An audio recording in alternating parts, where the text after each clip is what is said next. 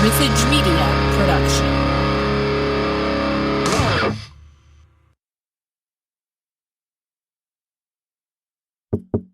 Zoe, hello. Hi. Surprised, aren't you? I have to say I am a little, but I'm happy to see you. Yeah, well, me too. I was close to not coming, but what the hell. Here I am. What made you change your mind? You seemed pretty certain your first visit would be your last. I don't know. You were nice, and I thought I owed it to you to come back since I sort of stormed out last time. You get paid too, so that's a bonus. While that is true, I'm happy you made your appointment. Yeah. What's been going on since our last visit? Been up to anything? Not really. I saw a couple of friends. Dad made some dinner. Nothing exciting. Yeah? What friends did you see? Owen and my best friend Kelsey. Tell me about Owen and Kelsey. Owen was a guy I was seeing for a while. Was? Yeah, I think I burned that bridge. Probably for the best, though. What happened when you two saw each other? This is just hard. I don't know you, you know? I tell one person these sorts of things. It's up to you how much you want to share with me, Zoe. Just know this is a safe space. What's said in this room stays in this room. It's between the two of us. You won't tell my dad? No. David won't know the details of our conversation. I went over to see him. It had been a while. You know, I'd rather not get into that, or what was said. It's over, and that's okay. I don't know how well we were clicking anyways, and he deserves a more stable person. I can't be that right now, so I essentially ended it. I understand. Partners are never easy to talk about. Well, tell me about Kelsey, then. What's she like? How long have y'all been friends? We met in 4th grade. We had the same math class and had seats next to each other. I remember she looked at me and said, "I'm never going to need math." I think she called it stupid and dumb. After that, we sort of did all of our activities together and hung out after school with each other. We have a few college classes together, too. We've been close since then. Did you go over to her house recently? What did you two do? My dad called her. She came over and sort of talked me down. Why did your dad call her? That was the day I came home upset from seeing Owen. I guess he saw it on my face when I walked through the door. Have you seen her a lot previously? Or after the accident? Yeah, some. I wasn't making myself available, so she would pop in ever so often to check on me. She sounds like a great friend. She just gets it, you know? Always finds a way to sort of turn me around. She knows all the right things to say. Was that the night your dad made dinner? Yeah, he made my favorite thing to eat. And what's that? Noodles and butter. Just noodles and butter? I know, but it's what I know I like. It's comfort food and simple. He's also not a good cook, so it's something he knows he can make. What did you two talk about over dinner? Wow, holy shit. Sorry. Normally not a crier. It's okay, Zoe. Just take your time. I asked him to talk about that night. I told him to tell me everything that happened. About the night of the accident? Yeah. Have you ever asked him to do that? No, I didn't want him to tell me up until then. How did you handle it after it happened? Right after it happened, I would look up the accident online. You know how every paper and every station reports on the same stories? I just bookmarked all the ones I could find, and at night before I would try to sleep, or if I couldn't, I'd pull out my computer and read them all again. Every word. I'd look at the pictures of the car. Good God, that sounds fucking crazy saying that out loud. Hey, everyone has their own way of coping. Their own way of getting through something. It's not a crazy thing to do. It just didn't feel real at the time. I kept expecting her to come home every evening. It's like I did that to remind myself of what happened and that there's no chance of her showing up again. And what about now? Does it feel real to you now? Sometimes it does, but sometimes it doesn't. There are times when my door opens and I think it'll be her, or if my phone buzzes, I answer it thinking I'll hear her voice on the other line. What do you think? Look, I know my mom is gone. I'm not in denial of that fact. Maybe denial is imagining instances when someone isn't actually gone. I don't know.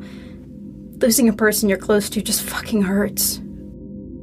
Do you have a hobby, Zoe? A creative outlet? No. Not really. Have you ever just screamed as loud as you could? Screamed? Just at nothing? Have you ever just walked outside and let it all out, or even just turned over into your pillow so it was muffled? I've thought about it. I don't want to scream at anyone. No, not at anyone, just into the air. I don't want to seem like a psycho. It's not a psychotic thing to do. Some people are musicians, so they let out their emotions through their songwriting. Writers can express their feelings through written word. Talking through events in life helps, absolutely, but if you can't express yourself in that way, this is something I would suggest trying.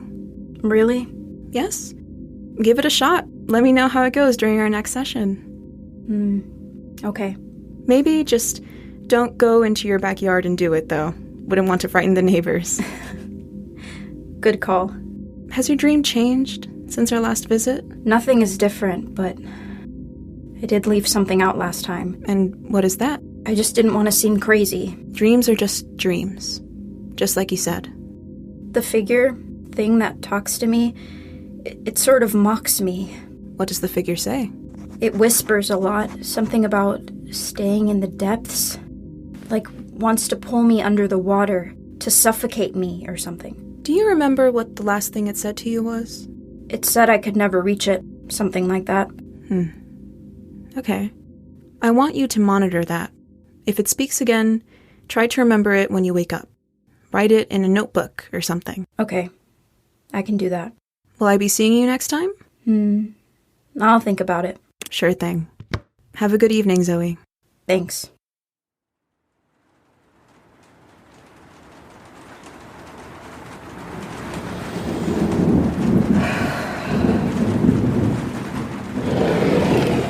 Are you coming in?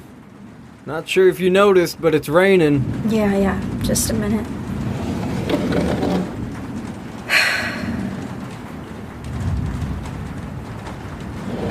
Let me get you a towel. Thank you. What were you doing out there? I just wanted to feel the raindrops on my skin. You know, that was the first time in a while where I could really feel the sunshine. I could feel the warmth before the rain started. You think it's the sessions? I don't know what it is, but I hope the feeling stays. It probably won't, though. Don't think like that. I can tell something is different. Your mood. It's been different ever since our dinner. I don't know. It's changed, though, I think. Night, Dad. Night, Zoe.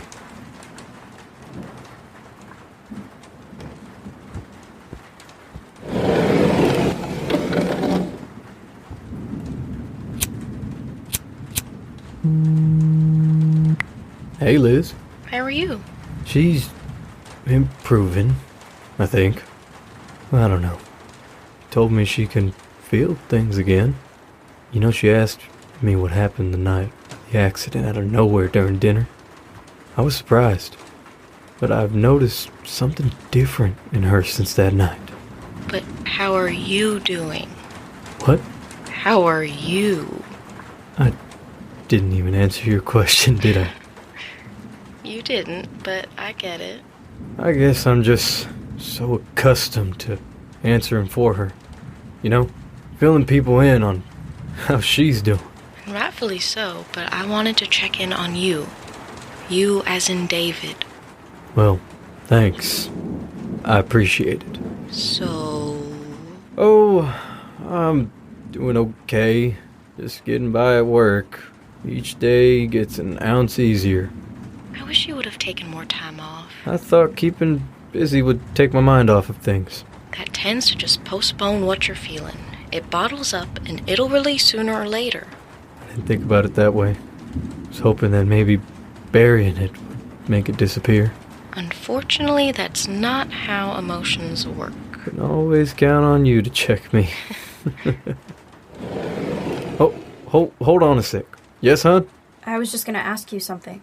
Who are you talking to? Oh, it's no one. Just a friend of mine. Who is it, though? Her name is Liz. You don't know her. Just a friend of mine. Wow.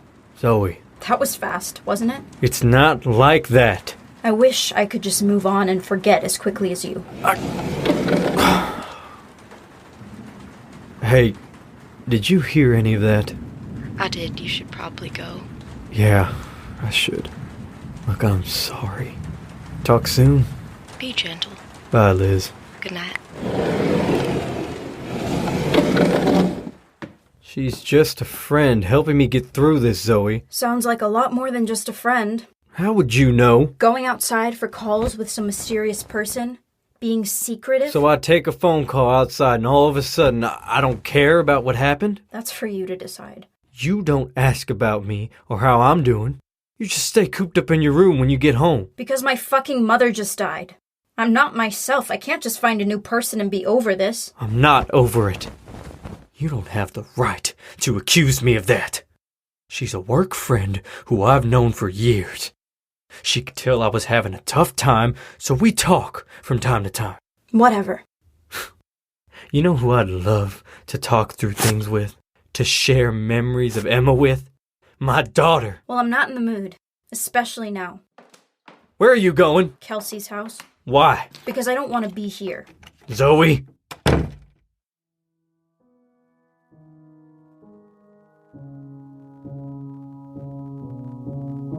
The Girl Across the Lake is a Riffage Media production, created and written by Lane Fortenberry, Zoe, voiced by Lee Eden, David and Owen, voiced by Efren Calderon, Naomi, voiced by Frida Cantu, Kelsey, voiced by Eva De Guelle, Liz, voiced by Magee.